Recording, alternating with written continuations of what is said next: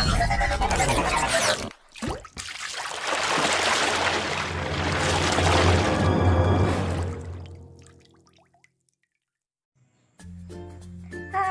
Assalamualaikum warahmatullahi wabarakatuh. Perkenalkan, nama saya Ainun Jariah dengan NIM D1B018006 dari kelas I PPMA Angkatan 2020.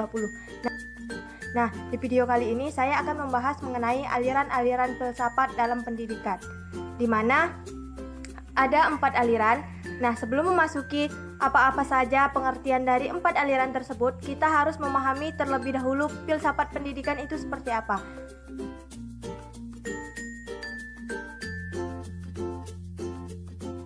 Filsafat pendidikan adalah ilmu yang mempelajari dan berusaha mengadakan penyelesaian terhadap masalah-masalah pendidikan yang bersifat filosofis.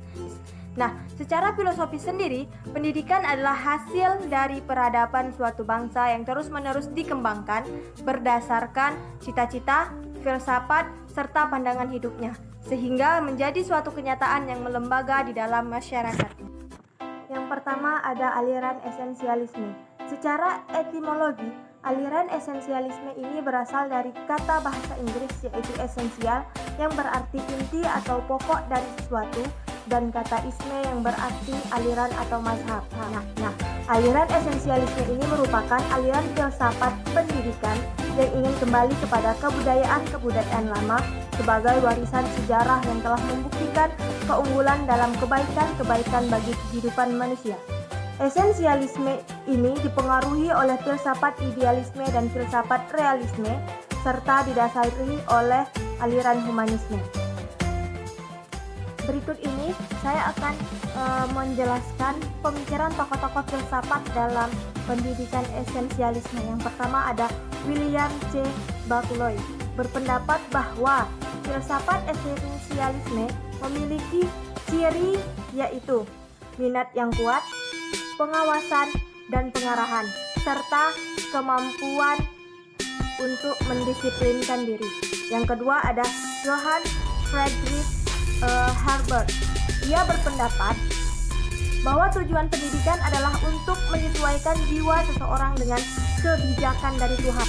Yang ketiga itu ada pemikiran pendapat dari William T. Harris. Nah, William ini berpendapat bahwa tugas pendidikan adalah untuk menjadikan terbentuknya realitas dan bersendikan kepada persatuan spiritual.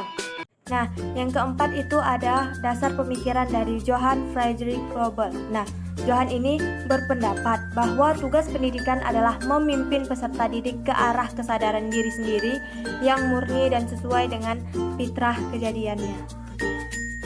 Yang kedua ada aliran perennialisme. Nah, dalam dunia pendidikan, aliran perennialisme adalah suatu proses pengembalian pembelajaran pada masa lampau agar peserta didik dapat menerapkan atau mengaplikasikan pembelajaran tersebut pada masa sekarang. Filsafat perennialisme ini mempunyai ciri-ciri. Yang pertama, dasar filsafat yaitu realisme. Yang kedua, tujuan pembelajaran untuk mendidik anak menjadi rasional dan intelektual. Yang ketiga, pengetahuan permanen. Yang keempat, peran guru untuk membantu siswa berpikir secara rasional. Dan yang terakhir itu metode pembelajaran yang ekspositoris.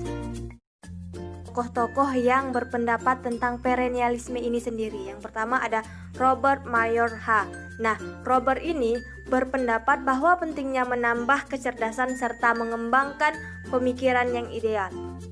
Kemudian yang kedua ada Mortimer J. Adler. Nah, ia berpendapat bahwa aliran perennialisme ini menjelaskan bahwa manusia adalah makhluk rasional dalam hal pendidikan. Sekarang kita akan membahas mengenai aliran progresivisme. Nah, progresivisme ini berasal dari kata progres yang berarti kemajuan dan isme yang berarti aliran.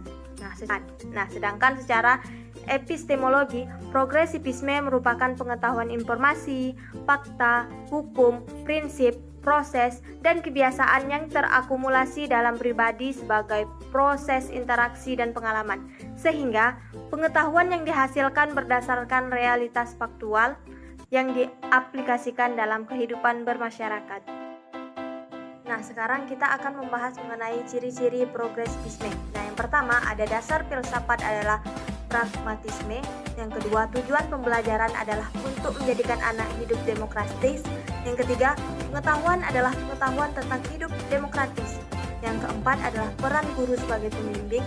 Yang kelima atau yang terakhir adalah metode pembelajaran yang digunakan adalah problem solving. Nah, sudah paham kan pengertian progresivisme dan ciri-ciri progresivisme itu seperti apa?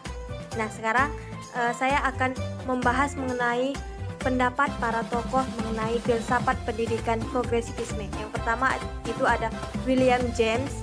Nah, William James ini menegaskan bahwa fungsi otak dan pikiran itu dipelajari sebagai mata pelajaran pokok dan ilmu pengetahuan alam. Artinya, ilmu yang telah kita dapatkan dari alam itu nantinya akan dipikirkan oleh otak untuk dipelajari. Nah, yang kedua itu ada pendapat dari John Dewey. Nah, ia berpendapat bahwa aliran progresivisme adalah interpretasi atau terjemahan dalam hal pendidikan yang dihubungkan dengan orientasi tahap awal munculnya teknologi di Amerika. Ia juga menegaskan bahwa pendidikan itu menghendaki adanya filsafat pendidikan yang berlandaskan pada filsafat pengalaman. Yang terakhir ada pendapat dari Harris Feinheimer. Nah, ia berpendapat bahwa kata tahu mempunyai arti praktis. Kesesuaian dengan objeknya tidak mungkin dibuktikan karena satu-satunya ukuran berpikir ialah untuk mempengaruhi kejadian-kejadian atau peristiwa di dunia. Yang terakhir itu mengenai aliran rekonstruksionisme. Pokok-pokok atau konsep rekonstruksionisme antara lain: yang pertama, pendidikan harus menciptakan tatanan sosial yang baru sesuai dengan nilai-nilai dan kondisi sosial yang baru. Yang kedua, masyarakat baru. Yang ketiga, anak, sekolah, dan pendidikan dipengaruhi oleh kekuatan sosial budaya.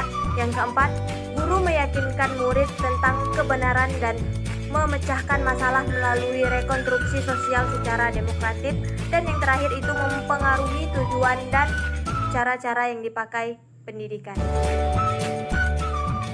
Rekonstruksionisme di bidang pendidikan berpandangan bahwa tugas menyelamatkan dunia merupakan tugas semua umat manusia atau bangsa, merupakan suatu dunia yang sudah diatur, diperintah oleh rakyat secara demokratis, dan bukan dunia yang dikuasai oleh golongan tertentu. Sekian penjelasan materi dari saya mengenai aliran-aliran filsafat pendidikan. Apabila ada kesalahan saya mohon maaf. Saya akhiri. Wassalamualaikum warahmatullahi wabarakatuh. Bye, sampai jumpa.